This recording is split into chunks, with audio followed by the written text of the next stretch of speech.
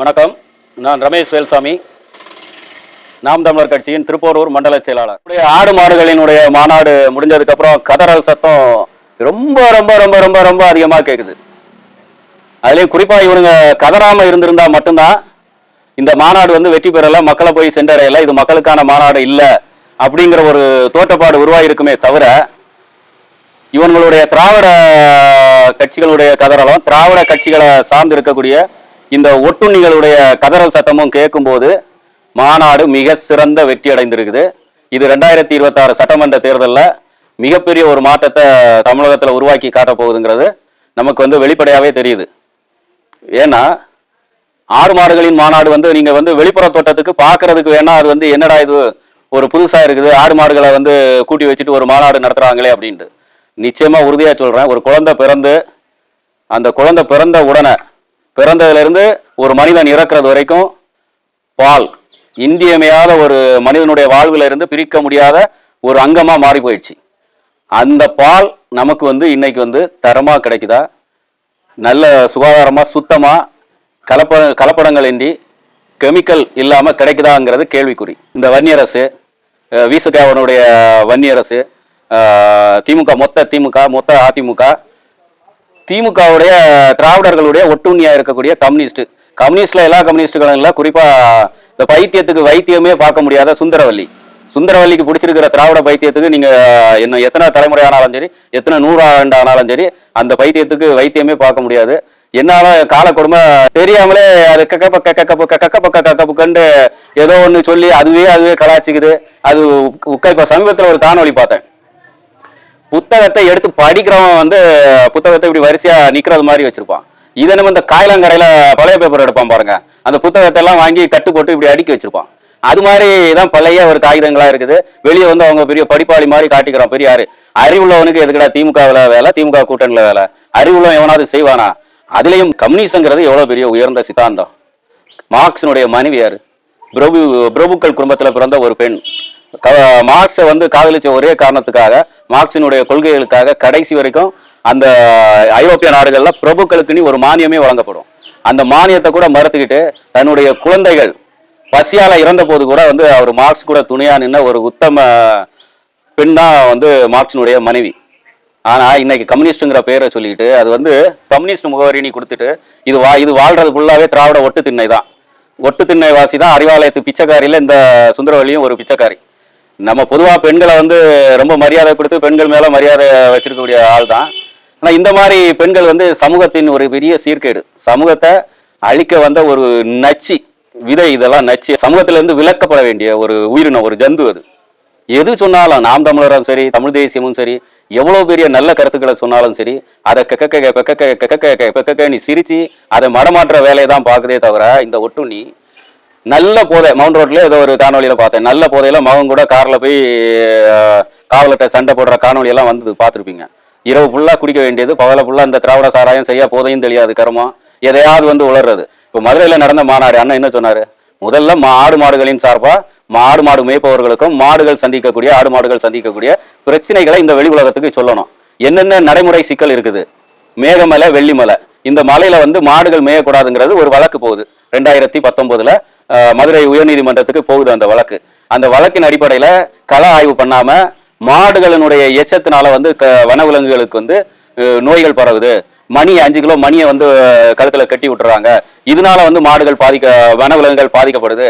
அந்த மாடுகள் போய் அதிகப்படியான பொருட்களை திங்கிறதுனால நீர்பிடிப்பு அங்க இல்லாம கடைநிலை பகுதி வரைக்கும் நீர் போகல. இந்த மாதிரி பதியப்பட்ட ஒரு வழக்கு. அந்த வழக்குல எதிர் மனுதாரரா வாதாடினவங்க தனியார் அமைப்புகள், தனியார் புரிதல் இல்லாத சிலர் போயிருக்கலாம். போனாலும் அந்த அரசு கையில தான் எல்லா ஆதாரங்களும் இருக்குது. அரசு இந்த கிடை மாடுகளுக்கான மேய்ச்சல் எப்போ இருந்து ஆரம்பிக்கப்பட்டது எல்லாமே அரசுக்கு தெரியும். இது இந்த அரசு, இந்திய அரசு உருவாகிறதுக்கு முன்னாடியே பிரிட்டிஷ்காரங்க காலத்திலேயே அந்த பகுதியில தேனி, வெள்ளிமலை, மேகமலை பகுதியில ஆடு மாடு மேய்க்கிறவங்களுக்கு இந்தந்த பகுதியில அவங்க ஆடு மாடுகள் மேய்க்கலாம்னு செம்பு பட்டயத்துல எழுதி கொடுக்கப்பட்டிருக்குது. இப்படி தலைமுறையா ஆடு மாடுகளை மேய்த்து அந்த ஆடு மாடுகள் மூலமா விவசாயத்தை பெருக்கி ஜல்லிக்கட்டுக்கு காளைகளை கொடுத்து தமிழனுடைய பண்பாடு கலாச்சாரத்தை பாதுகாத்து வந்த ஒரு இனம் இன்னைக்கு அவங்களுடைய மேய்ச்சல் நிலம் கூட இல்லை. வெளிப்பகுதிகளில் இருந்த மேய்ச்சல் நிலங்களை பட்டா போட்டது எந்த புறம்போக்கு? இந்த திராவிட புறம்போக்குகள் தான் பட்டா போட்டது. மொத்த மேய்ச்சல் நிலங்களையும் பட்டா போட்டு கொடுத்துட்டு இன்னைக்கு வந்துட்டு மாடுகளுக்கு இங்க வெளிப்புறங்கள்லயும் சமவெளி பகுதிகளிலையும் மேயறதுக்கு இடம் இல்லை. அவங்க வந்து மேலே போயிட்டு மலையில ஓட்டிட்டு போய் மலை மாடுகள் மலையில தான் மேயும். இது வெள்ளிமலை மேகமலை மட்டும் இல்ல, தமிழ்நாடு முழுவதும் மலையை ஒட்டி இருக்கக்கூடிய பகுதிகளில் 1980-70 வாழ்ந்தவங்களுக்கு தெரியும். உழவு நேரங்கள்ல விவசாய நேரங்கள்ல வந்து அந்த மாட்டை உழவுக்கு பயன்படுத்துவாங்க. அந்த ஒரு 3 மாதம் 6 மாத காலம் 2 நடவு இருந்துன்னா சம்பாவும் 2 வகையான 6 மாசத்துக்கு ஒருக்குள்ள பயிர் தொழில் நடவு தொழிலை செய்தாங்க அப்படின்னா அந்த நேரம் மட்டும்தான் அந்த மாடுகளை வந்து வீட்டுல வளர்ப்பாங்க. அதுக்கப்புறம் அந்த மாட்டை வந்து மலைக்கு விட்டுருவாங்க.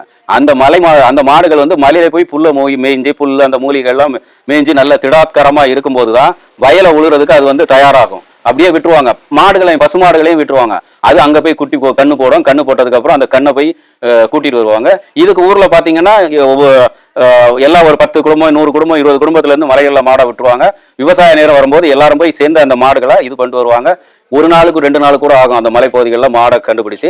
ஆனா உரிமையாளருக்கு கூப்பிட்டா அந்த மாடுங்க வந்துடும். இன்னும் கயிறு போட்டு திரும்ப கூட்டு வருவாங்க. இதுதான் தமிழகத்துல வந்து நடைமுறையா இருந்தது. மலைகளை சார்ந்த இடம், காடுகள் சார்ந்த இடம். இந்த மேகமலை வெள்ளிமலையில வந்து 1.5 லட்சம் மாடுகள் மேய்ஞ்சிருக்குது 1980-70 பகுதிகளில்.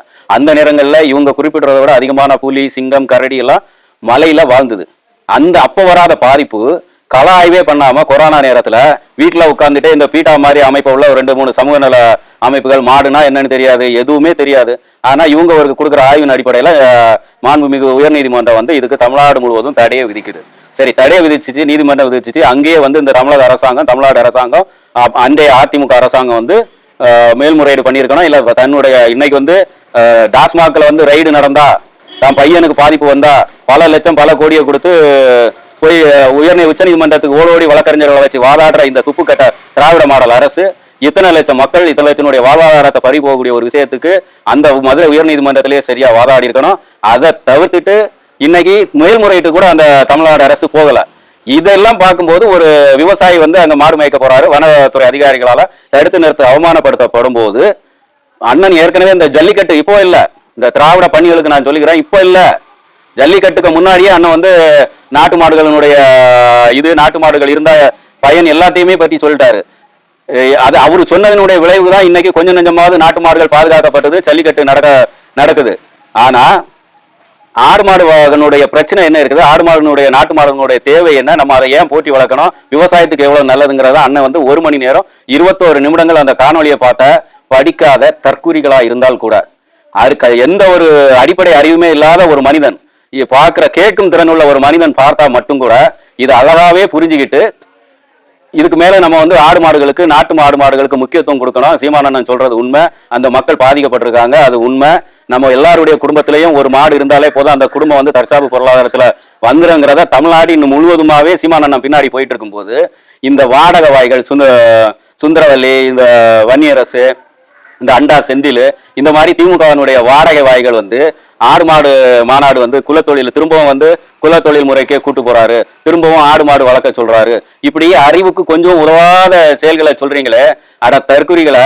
அவர் வந்து படிச்சவனை வந்து சாராயம் ஊத்தி கொடுங்க நீ டாஸ்மாக்கு வேலையா கூப்பிட்டாரு? சீமான் அண்ணன் வந்து படிச்சவங்க எல்லாம் ஆடு மாடு மேய்க்க வராங்கன்னு கூப்பிட்டாரா? இல்ல நீங்க படிச்சவன் எல்லாம் சாராயம் ஊத்தி கொடுக்க கூப்பிடுறீங்களா? பூமுட்டைகளா? நீங்க தானே எம்ஏ படிச்சவன் பி படிச்சவன் எல்லாம் சாராயம் ஊத்தி கொடுக்க வச்சிருக்கீங்க. இதை விட கேவலம் ஏதாவது இருக்குதா கூமுட்டைகளா? இன்னைக்கு வந்து பி படிச்சவன் இப்போ எம்சிஏ படித்தவன் எவ்வளவு படித்தவன் எல்லாம் வந்து ஸ்விக்கி ஸ்மோட்டோவில் வந்து சாப்பாடு போட்டெல்லாம் வந்து திரிக்கிறான். முட்டாளுங்க. அந்த அவங்களுக்கு ஏதாவது வேலை வாய்ப்பை உருவாக்கி இருக்கிறீங்களா? படிச்சவங்க யாருமே வந்து மாட்டு பண்ணையில வேலை பார்க்குறவங்க எல்லாம் படிக்காதவன் தான் வேலை பார்க்குறானா? ஆவில வேலை பார்க்குறவங்க படிக்காதவன் தான் வேலை பார்க்குறானா? இந்த ஆரோக்கியா ஹெட்சனிங்க எல்லாம் வேலை பார்க்குறவங்கலாம் வந்து படிக்காதவன் தான் வேலை பார்க்குறானா? படித்தவருக்கான வேலை பார்க்க போறாரு.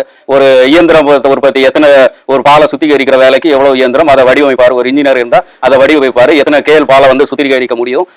இங்க இருந்து ஒரு 50 லட்சம் லிட்டர் பால் வருதுன்னா இந்த 50 லட்சம் லிட்டர் பாலை வந்து சுத்திகரிக்கிறதுக்கு எவ்வளவு இடம் வேணும், அதுக்கு என்ன லே அவுட் போடுறது, அதனுடைய எக்யூப்மெண்ட் டிசைன் பண்றது, அதுக்கு எத்தனை வேலையாள் வேணும், என்னென்ன அதை ஆய்வு செய்யறதுக்கு எத்தனை லேபுக்கு எத்தனை ஆட்கள் வேணும், இதெல்லாம் படிச்சவங்க தானே பண்ணணும். பாலின் தரத்தை யார் படிக்காதவங்க போய் பண்ண முடியுமா? இங்க தமிழ்நாடு அரசாங்கம் வந்து அக்ரிகல்ச்சர் ஒரு இது பண்ணுது. அவங்க எல்லாம் வந்து விவசாயம் சொல்றதுக்கு மாடு வளர்க்கறது தான் தமிழ்நாடு அரசு உதவி பண்ணுதா? அவங்க KN வந்து பெருசா பேட்டி கொடுத்தாரு, இவ்வளவு மாடு வச்சிருக்கோம் விவசாயம் பண்ண இருக்குன்னு. அவர் எல்லாரையும் மாடு வளர்க்க தான் கூப்பிடுறாரா?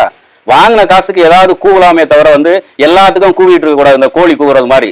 உங்களுக்கு இப்ப என்ன, உங்க முதலாளி பாலின் சந்தை மதிப்பு 3 லட்சம் கோடி, இந்த 3 லட்சம் கோடியில வந்து பெரும்பகுதி வந்து ஆந்திராவில இருந்து பால் வந்துட்டு இருக்குது. உங்க பங்காளி சந்திரபாபு நாயுடோட டைரியில இருந்து இங்க வந்துட்டு இருக்குது. மெட்ராஸ், சென்னைக்கு, தமிழ்நாட்டுக்கு பெரும்பகுதி வருது. இதெல்லாம் தடைப்படுமே. நம்ம இங்க இருந்து ஆந்திராவுக்கு போற வருமானம் பாதிக்கப்பட்டுருமே. இங்க தமிழ்நாட்டுல வந்து ஆடு மாடு வளர்க்குற தொழில் வந்து பெருசா விருத்தி அடைச்சுச்சா நம்மளுடைய ஆந்திராவுக்கு போற வருமானம் பாதிக்கப்பட்டுருங்கிற வயிற்றெரிச்சல். அதை தாண்டி வேற உங்களுக்கு என்ன இருக்குது? உங்களுக்கு ஏதாவது 4 எழுத்து படிக்கணும். உங்க இந்த பெருசு ராமசாமி உங்களை படிக்க விடல. அது படிச்சது 4ஆம் கிளாஸ் தாண்டல. எப்படி பெருசு ராமசாமி வந்து திருக்குறள், தொல்காப்பியம், சிலப்பதிகாரத்தை எல்லாம் 4 வரி கூட படிக்க தெரியாத அந்த தற்குறி எல்லாத்தையும் விமர்சிச்சதோ அதே மாதிரிதான் நீங்க வந்து புத்தகம் எவனாவது பரிசு கொடுத்த புத்தகத்தை வீட்டுல வச்சிருப்பீங்களே தவிர படிப்பறிவு கிடையாது. துண்டு சீட்டுல எழுதி கொடுத்தாலும் சரியா படிக்க தெரியாது.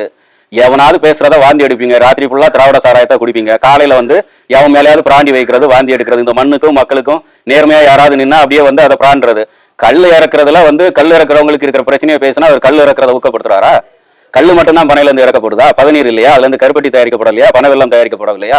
அந்த பனை பொருட்கள்ல இருந்து நார் இதெல்லாம் இயற்கைக்கு பாதிப்பு தராத பொருட்கள் தயாரிக்கப்படவில்லையா? ஒரு பனையினுடைய வருமானம் எவ்வளவு இருக்குதுங்கிறது கூட உங்களுக்கு தெரியாதா? எல்லாருமே வந்து உங்களை மாதிரி ஒரு 200 ரூபா வெள்ளை வேட்டி வெள்ளை சட்டையை போட்டு 200 ரூபா வாங்கிட்டு கொத்தடிமையா கட்சி மாநாட்டுக்கு வந்துடணும். ஸ்டாலின் வாழ்க, உதயநிதி வாழ்கன்னு எல்லாரும் கோஷம் போட்டு எடுத்துருவான்னு நினைச்சிங்க. அது நடக்கல தமிழ்நாட்டுல. உடனே பின்னோக்கி இழுக்கிறாரு, முன்னோக்கி இழுக்கிறாரு. முதல்ல வந்து எல்லாரையும் வந்து படிச்சு முன்னேறி நல்ல நேர்மையா நின்று வாழ்றதுக்கான வழியை சொல்லுங்க. சாதி நீச்சம், அது நீச்சம். ஏதாவது வன்னியரசுக்கு தெரியுமா? MC ராஜா வந்து 18 கோயில்களுடைய ஆலயத்தினுடைய தர்மகர்த்தாவா இருந்தாரு. ஞான பரம்பரை, பறையர் பரம்பரைங்கிறது ஞான பரம்பரை, அறிவர் பரம்பரை. எப்போ பார்த்தாலும் நாங்க நசுக்கப்பட்டோம், ஒதுக்கப்பட்டோம். நீங்களா ஏன் இது பண்ணிட்டு இருக்கிறீங்க? 21ஆம் நூற்றாண்டு ஆயிடுச்சு. எத்தனையோ வாய்ப்புகள் வந்துடுச்சு. எவ்வளவோ அறிவர்கள் IAS படிச்சு, IPS படிச்சு, ஆசிரியர்களாக எவ்வளவோ துறையில சாதனை பண்ணிட்டு இருக்கிறாங்க. திரும்ப திரும்ப திரும்ப அவங்கள வந்து திராவிடர்கள்ட்ட அடவு வச்சுட்டு ஏன் இருக்கிறீங்க நீங்க? ரெட்டமலை சீனிவாசன் ஐயாவுக்கு முன்னாடி கருணாநிதி குடும்பத்தினுடைய படிப்பு வாசனை என்ன? அவர் வந்து இது வந்து விழிப்புணர்வு ஊட்டினாரா? அயோத்திதாச பண்டிதரும் ஐயா ரெட்டமலை சீனிவாசன் ஐயாவும் ஐயா MC ராஜா ஐயாவும் விழிப்புணர்வு ஊட்டி ஆங்கிலேயனு கூட ஒரே டேபிள்ல உட்காந்து பேசி இங்க சட்டத்திட்டங்களை கொண்டு வந்தாங்களா? இல்ல பஞ்சமி நிலங்களை கொண்டு வந்தாங்களா? நீங்க வந்து இன்னைக்கு 5 வருஷம் இருந்து 4 MLA இருக்கிறீங்களா வன்னியரசு? பஞ்சமி நிலம் வந்து இங்க எத்தனை ஏக்கர் பஞ்சமி நிலம் இருக்கு? இதுக்காக நீங்க நடத்தின போராட்டம் என்ன? எத்தனை போராட்டம் நடத்துனீங்க? 1 சென்ட் மீட்டு கொடுத்துருக்கீங்களா? அண்ணன் என்ன சொன்னாரு? இதுக்கு மேல நான் அறிவாலயத்துக்கு போறதா இருந்தா பஞ்சம் நிலத்தை மீட்கிறது தான் போவேன்னு சொன்னாரு. போனாரா? ஒரு கூட்டணி கட்சியா இருந்தா முட்டு கொடுக்கலாம். அதுக்காக முட்டை தலையிலேயே வச்சுட்டு தெரியக்கூடாது. அவங்க பண்றாங்க, தப்பு பண்றாங்கன்னா சுட்டி காட்டுங்க. கூட்டணி தர்மங்கிறது என்னது? கூட்டணி தர்மம் கூட்டணி மக்களுக்கு கூட வச்சு மக்களுக்கான தர்மத்துல தான் நிக்கணும். வேங்கவேல் பிரச்சனைக்கு வராது, தீர்வு வராது. மேல்பாதி பிரச்சனைக்கு தீர்வு வராது. எந்த ஒடுக்கப்பட்ட மக்கள் பிரச்சனைக்கும் தீர்வு வராது. கள்ளக்குறிச்சியில வந்து 65 பேர் ஒடுக்கப்பட்ட மக்கள் கள்ளசாராயம் குடிச்சு இறந்தாலும் வராது. 10 லட்சம் ரூபாயை போட்டு பணத்தை போட்டு அதை மூடிட்டு போயிட்டே இருப்பீங்க. மக்களை உங்களை எல்லாம் கவனிக்கலன்னு நினைச்சிட்டு இருக்கிறீங்களா? உங்களை எல்லாம் கவனிக்கல. நீங்க எது வேணாலும் பேசிட்டு போவாங்க, நம்பிடுவாங்க. 2021, 24 மாதிரி திமுகவுக்கு ஓட்டு போட்டுருவாங்கன்னு நினைச்சிட்டு இருக்கிறீங்களா? எல்லாமே விழிப்புணர்வு. தமிழ்நாடே மொத்தமா விழிப்புணர்வு அடைஞ்சாச்சு. இங்க யார் யாரு ஜாதி அரசியல் பண்ணிட்டு இருக்கா, ஜாதியை வச்சு யார் வந்து வளமா வாழ்ந்துட்டு இருக்கிறா, யாரு கருணாநிதி குடும்பத்துக்கு, திமுக குடும்பத்துக்கு முட்டு கொடுத்து நாளைக்கு இன்ப நிதி வரைக்கும் இளவரசரா பட்டம் சுட்டுறதுக்கு தயாரா இருக்கிறாருங்கிறத மக்கள் உணர்ந்துட்டாங்க.